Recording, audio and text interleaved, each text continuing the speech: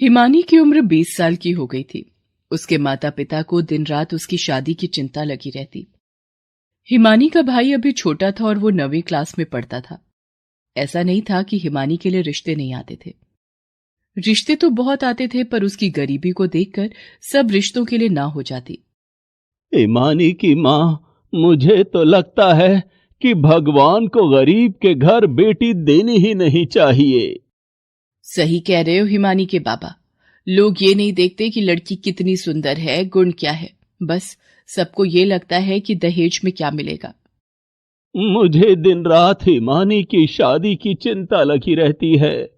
मेरी गरीबी की वजह से उसकी उम्र बढ़ती जा रही है। तभी हिमानी का भाई राहुल स्कूल से आ जाता है और वो अपने मम्मी पापा की बात सुन लेता है।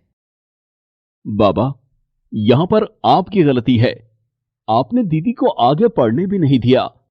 अभी तक तो उनकी ग्रेजुएशन पूरी हो जाती और वो कहीं जॉब कर रही होती। तू चुप कर।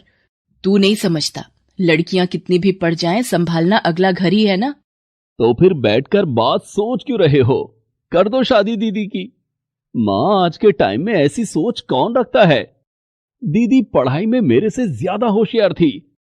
अगर आपने उन्हें आगे पढ़ने दिया होता तो कितना अच्छा होता। तुझे ज्यादा बोलने की जरूरत नहीं है। जाके कपड़े बदल और खाना खा ले। अगर उसकी पढ़ाई पर पैसे खर्च करते तो तुझे कैसे पढ़ाते? वही तो मैं आपको समझाने की कोशिश कर रहा हूं। मां कि अगर दीदी भी नौकरी करती तो मेरी पढ़ाई हो ही जाती। राहुल गुस्से में बैग पटक कर चला जाता है। तभी हिमानी राहुल के पास आती है। माँ बाबा के ऊपर इतना गुस्सा मत हुआ करो। वो घर के बड़े हैं, वो जो सोचते हैं अच्छा सोचते हैं। क्या अच्छा सोचते हैं? दीदी, आप पढ़ाई में इतनी होशियार थी, आपको आगे पढ़ने नहीं दिया। अगर आज आप अपने पैरों पर खड़ी होती तो रिश्तों की लाइन लगी होती। चल मेरे प्यारे भैया, गुस्से को थूक और खाना खा ले। एक तो दीदी, मुझे आपके ऊपर भी गुस्सा आता है। कभी भी अन्याय के खिलाफ आवाज नहीं उठाती हो। किसके खिलाफ आवाज उठाऊं मैं? वो सब मेरे अपने हैं। बात आई गई हो जाती है। एक दिन हिमानी के घर एक औरत भंवरी आती है। वो रिश्ते करवाने वाली होती है। हिमानी की माँ सुन, मैं हिमानी के लिए रिश्ता लेकर आई हूं। बहुत बड़े लोग हैं, नौकर चाकर भी हैं घर में। हमारी हिमानी राज करेगी, राज। लड़का क्या करता है? अरे लड़का जमींदार है, बहुत बड़ा खानदान है। अगर वो इतने ही बड़े खानदान के हैं तो मुझ गरीब से रिश्ता क्यों रखेंगे? अरे उन्हें लड़की अच्छी और संस्कारी चाहिए थी। मैंने अपनी हिमानी के बारे में सेठानी को बताया तो वो तस्वीर देखकर बोली, लड़की तो अच्छी लग रही है, बात बढ़ाओ आगे। सोच क्या रही है हिमानी की माँ? हाँ कर दे। ऐसा रिश्ता बार बार नहीं आता। तू अगर हाँ कहे तो इस संडे लड़के वाले लड़की को देखने आ जाएंगे। चलो ठीक है, तुम उनको बोल दो कि वो आकर लड़की देख लें। एक दूसरे से मिलने में क्या बुराई है? संडे के दिन लड़के वाले हिमानी को देखने हिमानी के घर आते हैं।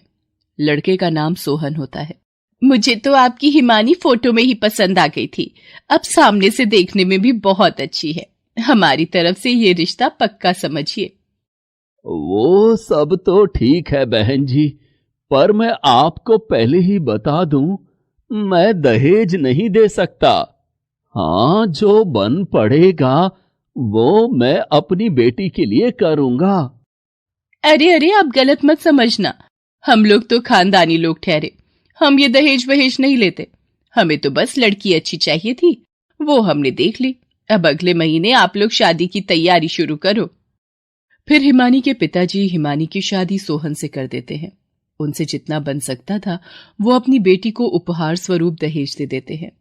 और दोनों बहुत खुश होते हैं कि हमने हिमानी की शादी इतने बड़े घर में की है। उधर हिमानी शादी करके बड़े घर में चली जाती है। इन लोगों का घर तो बहुत बड़ा है। क्या वजह रही होगी कि उन्होंने हम जैसे गरीब लोगों से रिश्ता किया? तभी हिमानी की सास और उसकी ननद नेहा वहां आ जाते हैं। इधर उधर यही देख रही हो ना? कभी इतना बड़ा घर और इतनी शानो शौकत तो नहीं देखी होगी ना तुमने? जी मम्मी जी, आपका घर बहुत बड़ा है। तब भी तेरे बाबा से इतना ना हुआ कि जो उपहार दिए हैं वो हमारी हैसियत के मुताबिक देते। हमने कौन सा दहेज मांगा है, पर जो भी दिया है वो भी तो कितना घटिया है। वो सामान तो मैंने अपने नौकर को दे दिया है। उसकी बेटी की शादी अगले महीने, वो दे देगा उसको। हमारा ना सही किसी का तो भला हो। माँ, मैंने सुना है ये गरीब घर की जो लड़कियां होती हैं, इनके हाथों में गजब का स्वाद होता है। तो भाभी जी, अभी आप आराम मत करो, पहले सबके लिए खाना बना लो। हाँ हाँ, क्यों नहीं, आप मुझे बता दो रसोई किधर है, मैं खाना बना लूंगी। तो फिर ये सुंदर कपड़े उतार के घर के कपड़ों में आ जाओ। इन कपड़ों में खाना बनाओगी क्या? हिमानी हैरान परेशान सी ये सब सुनती है। उसको समझ नहीं आ रहा था कि ये लोग उसके साथ ऐसा व्यवहार क्यों कर रहे हैं। अभी तो उसकी शादी को एक दिन भी पूरा नहीं हुआ था और हिमानी चुपचाप किचन में जाकर सबके लिए खाना बनाती है। खाने की टेबल पर खाना तो तुम ठीक ठाक बना लेती हो, चलो अब नौकरों के हाथ का खाना नहीं खाना पड़ेगा। हाँ, खाना तो अच्छा बनाया है भाभी आपने। हाँ हाँ, बस ठीक ठाक ही है। और सुनो हिमानी, वैसे तो हमारे सोहन के लिए एक से एक बड़े घर के रिश्ते आ रहे थे, पर मुझे एक छोटे घर की लड़की चाहिए थी जो हमारे सामने कभी सर न उठाए। तो मैं तुम्हें बता दूं कि तुम्हारी हैसियत इस घर में कभी भी हमारी बराबर नहीं हो सकती, इसलिए कभी भी जबान मत चलाना। जी मम्मी जी, मैं इस बात का ध्यान रखूंगी। अब कहने को तो हिमानी इतने बड़े घर की बहू थी, लेकिन हिमानी की हैसियत उस घर में एक नौकर से ज्यादा कुछ नहीं थी। हर छोटी छोटी बात पर उसकी सास और नेहा उसे नीचा दिखाती। एक दिन, भाभी, मेरी कुछ दोस्त घर आ रही हैं। ये कपड़े हैं मेरे, इनको पहन कर आना। आपकी पसंद मुझे बिल्कुल भी पसंद नहीं है। मेरी सहेली के सामने मेरी इंसल्ट ना हो जाए। पर नेहा, मेरे कपड़े अच्छे हैं। कौन से कपड़ों की बात कर रही है? ये जो आपने पहने हैं, समझ आता है आपको हमारे स्टैंडर्ड के हिसाब से ये कपड़े नहीं है। पता नहीं कौन सी घटिया मार्केट से खरीद कर आपके बाबा ने आपको ये कपड़े दिए हैं। तभी राहुल नेहा और हिमानी की बात सुन लेता है। वो हिमानी से मिलने उसके घर आया होता है। ये आप किस तरीके से बात कर रही है मेरी दीदी से? तुम कब आए राहुल? वो मुझे कुछ नहीं कह रही, वो मुझे समझा रही थी। बस चलो चलो, तुम मेरे कमरे में आओ। राहुल को हिमानी अपने कमरे में ले जाती है। क्या कह रही थी दीदी वो आपसे? क्या आप यहां पर खुश नहीं हो? मुझे बताओ दीदी, और कुछ भी झूठ मत बोलना। हिमानी अपने जज्बात पर काबू नहीं रख पाती और राहुल को सब कुछ बता देती है। खुद कितने घटिया लोग हैं, ऊंची दुकान, फीके पकवान। तभी मैं बाबा से कहता था कि आपको पढ़ा लिखा के कुछ बना दें। तुम फिक्र मत करो राहुल, सब ठीक हो जाएगा। इसी तरह कई साल बीत जाते हैं। हिमानी एक बेटी की माँ बन जाती है। ये लो, एक तो महारानी को हम गरीब घर से उठाकर ले आए और पहली भी लड़की ही पैदा हुई।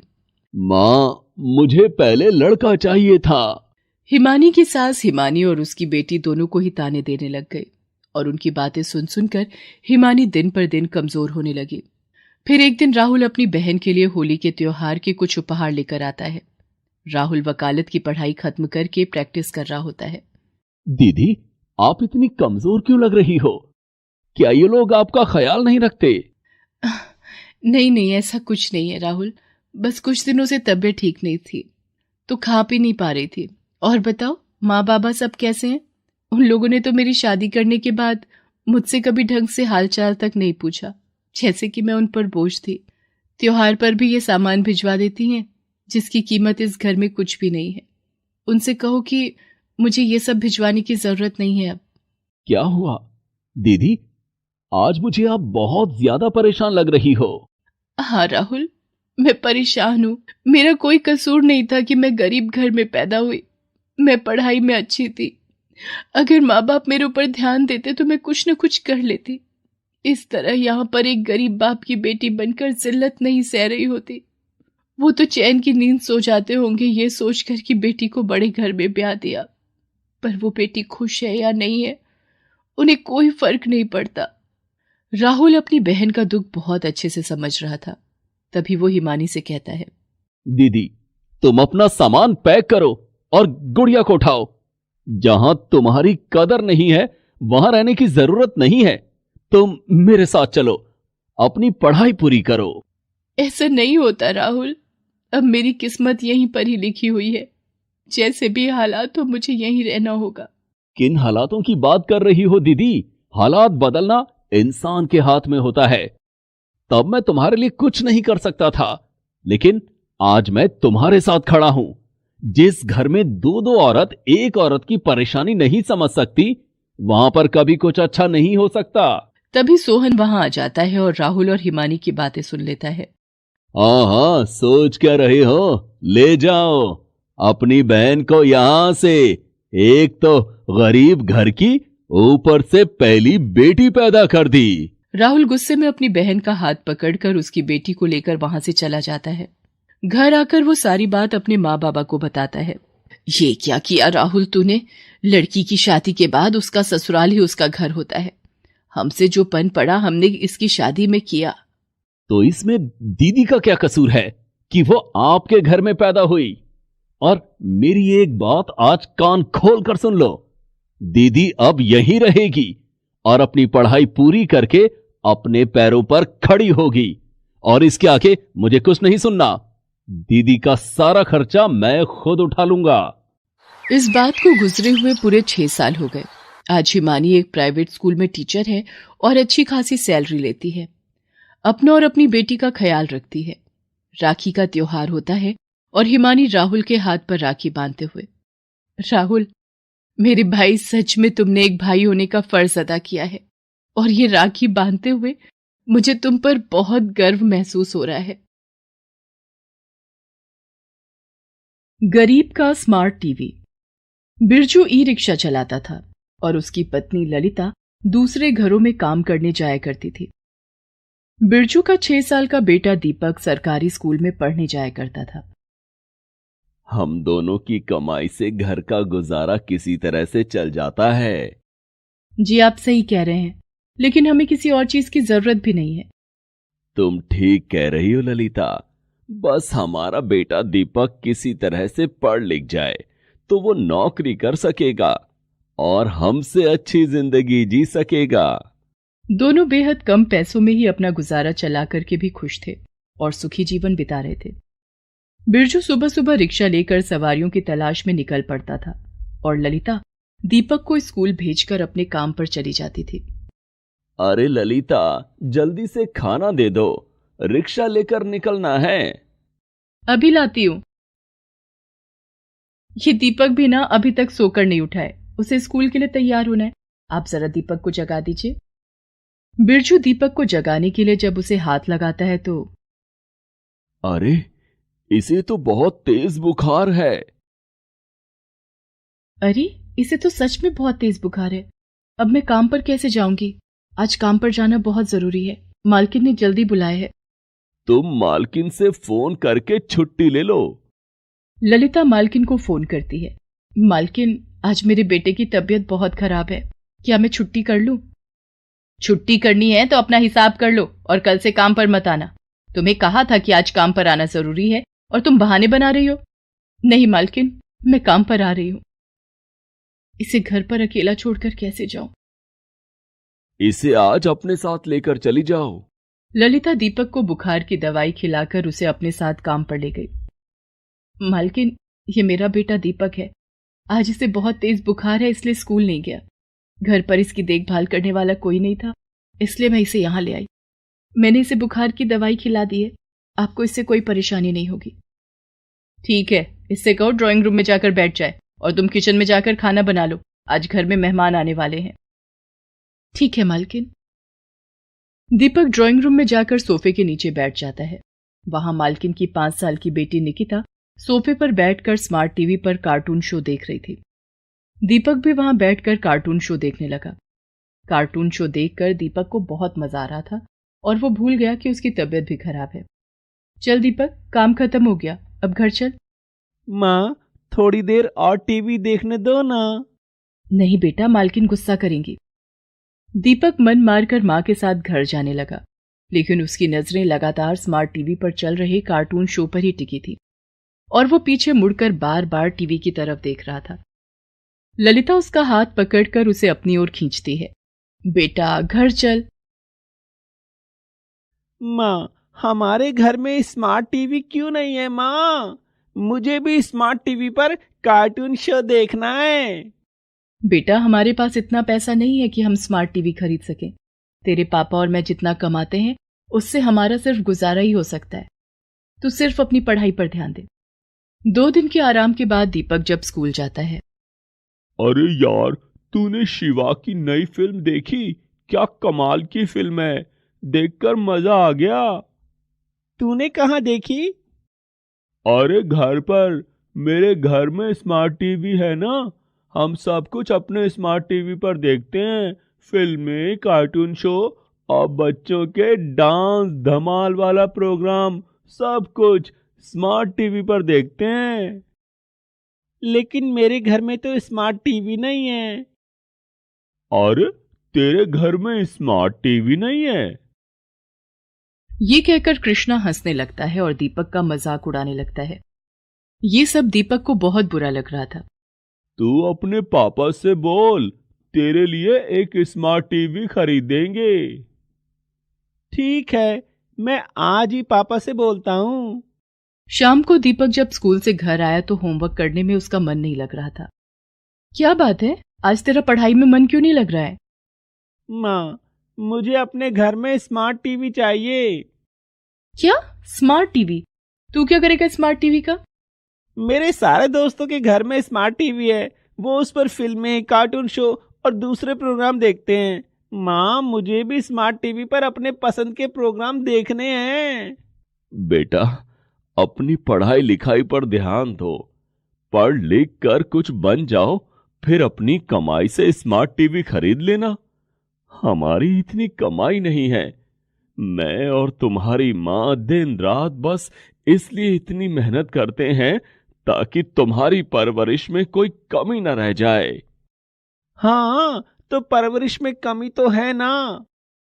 तेरी परवरिश में हमने क्या कमी कर दी? एक स्मार्ट टीवी की कमी है। घर में मेरे मनोरंजन के लिए कुछ भी नहीं है जिससे मैं थोड़ी देर के लिए अपना दिल बहला सकूं।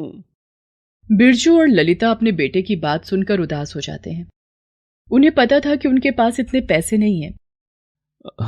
ठीक है, थोड़े दिन रुक जाओ, तुम्हें स्मार्ट टीवी मिल जाएगा। कहाँ से लाओगे स्मार्ट टीवी? दीपक को बोल तो दिया, लेकिन स्मार्ट टीवी कितनी महंगी आती है पता भी है। मैं कल पता करता हूँ।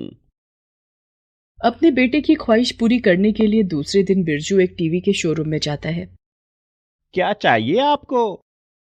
मुझे स्मार्ट टीवी खरीदना है। ठीक है, ये देखिए, ये स्मार्ट टीवी 29,000 रुपए की है। इसमें फीचर्स बहुत बढ़िया हैं। ये स्मार्ट टीवी 32,000 रुपए की है। इसमें आप अपना मोबाइल फोन भी कनेक्ट कर सकते हैं और गेम भी खेल सकते हैं। जी, सबसे सस्ती वाली दिखाइए। तो आप ये देखिए, ये स्मार्ट टीवी सबसे सस्ती है, सिर्फ 23,000 रुपए की है। इतने पैसे एक साथ देने जरूरी है क्या? नहीं, आपको अभी 6,000 रुपए देने होंगे। उसके बाद 2-2 हजार रुपए हर महीने इंस्टॉलमेंट में देने होंगे। ठीक है, मैं कल फिर आऊंगा। इतना कहकर बिरजू घर आ जाता है। उस समय उसके पास इतनी रकम नहीं थी कि वो शुरू के 6,000 रुपए भी दे सके। क्या हुआ, देख लिया स्मार्ट टीवी? हाँ, देख लिया, लेकिन बहुत महंगी है। पहले 6,000 रुपए जमा करने होंगे, फिर हर महीने 2-2 हजार। इतना पैसा कहाँ से लाओगे? तुम अपनी मालकिन से 2 महीने के एडवांस रुपए मांग लो, तो हमारे पास 6,000 रुपए हो जाएंगे। ठीक है, मैं कल मालकिन से बात करूंगी। मालकिन? हाँ बोलो। वो मेरे बेटे की तबीयत खराब थी तो इलाज में ज्यादा पैसे खर्च हो गए। अब घर खर्च के लिए पैसे नहीं बचे हैं। आप मुझे 2 महीने का एडवांस दे दो। तुम्हें हर महीने छुट्टियां भी चाहिए और एडवांस भी। 2 महीने का एडवांस मैं नहीं दे सकती। तुम्हें सैलरी देने के अलावा हमारे और भी खर्चे हैं। ये लो 3,000 रुपए, 1 महीने का एडवांस, और हाँ, अगले महीने कोई छुट्टी नहीं मिलेगी। मालकिन से पैसे लेकर ललिता घर आ जाती है। पैसों का कुछ इंतजाम हुआ? मालकिन ने 1 महीने का एडवांस दिया है, 3,000 रुपए। लेकिन हमें तो 6,000 रुपए चाहिए। अब क्या करें, कहां से लाएं इतना पैसा? मेरे दिमाग में एक आइडिया है। कैसा आइडिया? तुम इन पैसों को संभाल कर रख दो। मैं दिन के अलावा नाइट शिफ्ट में भी रिक्शा चलाऊंगा। इस तरह से हमारे पास एक महीने में 3,000 रुपए से ज्यादा इकट्ठे हो जाएंगे। लेकिन आप रात में नहीं सोएंगे तो आपकी तबीयत खराब हो जाएगी। ललिता, बेटे की जिद पूरी करने के लिए हमें इतनी मेहनत तो करनी पड़ेगी। एक ही तो बेटा है हमारा। हम अभी इसे सारी खुशियां देंगे तो बुढ़ापे में ये हमें 2 गुनी खुशी देगा। तुम चिंता मत करो, मैं शाम को घर आकर आराम कर लूंगा। उसके बाद रात में रिक्शा चलाने जाऊंगा। नाइट चार्ज के पैसे भी अधिक मिलते हैं। ठीक है। अगले दिन से बिरजू दिन में ई रिक्शा चलाता और शाम को घर आकर थोड़ी देर के लिए आराम करता और फिर खाना खाकर रात को ई रिक्शा चलाने निकल जाता। रात को सवारियों से उसे ज्यादा पैसे भी मिल जाते थे। ज्यादा मेहनत करने और रात में ना सोने के कारण बिरजू की तबीयत भी बिगड़ने लगी थी। लेकिन बेटे की जिद पूरी करने के लिए पूरे 1 महीने की मेहनत के बाद बिरजू ने पैसे इकट्ठे कर लिए थे। ये लो पूरे 3,000 हैं। अब इसमें मेरे 3,000 मिलाकर पूरे 6,000 हो गए। अब हम अपने बेटे के लिए स्मार्ट टीवी खरीद सकते हैं। अगले दिन दोनों उसी टीवी के शोरूम में जाते हैं जहां बिरजू पहले से टीवी देखकर आया था। अरे भैया, सबसे सस्ती वाली स्मार्ट टीवी दिखा दो। ये देखिए, 23,000 की स्मार्ट टीवी है और आपकी किस्मत अच्छी है कि इस समय दिवाली सेल चल रही है और आपको इस पर 10% डिस्काउंट भी मिल जाएगा। सेल्समैन की बात सुनकर बिरजू और ललिता बहुत खुश हो जाते हैं। आपको सबसे पहले 4,500 रुपए जमा कराने होंगे और उसके बाद 2-2 हजार रुपए हर महीने इंस्टॉलमेंट के रूप में देने होंगे। ठीक है, इस टीवी को पैक कर दो। आप अपने घर का एड्रेस दे दो, ये टीवी आपके घर पर डिलीवर हो जाएगा और आपके घर पर इसे फिट भी कर दिया जाएगा। बिरजू और ललिता दुकान पर पैसे जमा करके और अपने घर का एड्रेस देकर घर आ जाते हैं। थोड़ी देर के बाद उनके घर पर स्मार्ट टीवी आ जाता है। घर पर स्मार्ट टीवी के आने से दीपक की खुशी का ठिकाना न रहा। मेरे घर में भी स्मार्ट टीवी आ गया है। अब मैं भी स्मार्ट टीवी पर कार्टून शो देखूंगा और अपने दोस्तों को बताऊंगा।